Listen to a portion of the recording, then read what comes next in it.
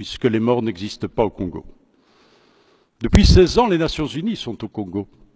Un budget de combien? 1,5 milliard, dit-on. Je n'ose le croire. 20 ans d'1,5 milliard. 20 000 membres des Nations Unies, civils et militaires. Mais non, ne me dites pas qu'après 16 ans, nous revenons à la case départ. C'est invraisemblable. Et chaque fois, partout où nous nous sommes rendus avec Colette Braeckman, toujours le même cri des femmes. Pourquoi n'a-t-on pas poursuivi nos meurtriers?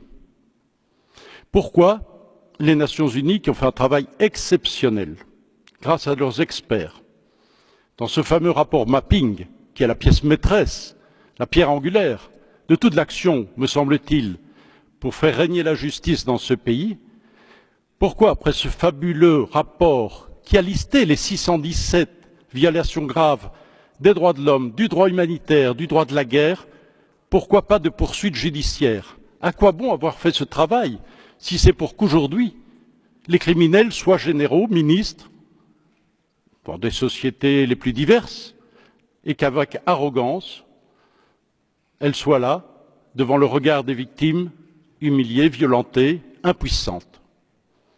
Pourquoi n'a-t-on pas donné suite, une suite judiciaire à ce document? Les listes existent. Les listes ont été établies. On en a encore parlé hier avec Madame Navi Pillay, qui à l'époque avait des responsabilités importantes aux Nations Unies. Pourquoi cette impunité? Pourquoi pas de justice internationale, pas de tribunal pénal international, pas de tribunaux spéciaux, pas aujourd'hui pour le moment de tribunaux mixtes comme ça a été le cas au Cambodge? Je sais que des propositions ont été faites, qui ont été refusées par les autorités congolaises. Mais enfin, ce cycle nous mène où? Dans le mur absolu. Et on dira encore dans 1 an, dans 2 ans, ah mon Dieu, si on avait su. Mais non, on le sait. Ce n'est que la répétition de l'histoire. On voit bien tout le scénario qui se profile.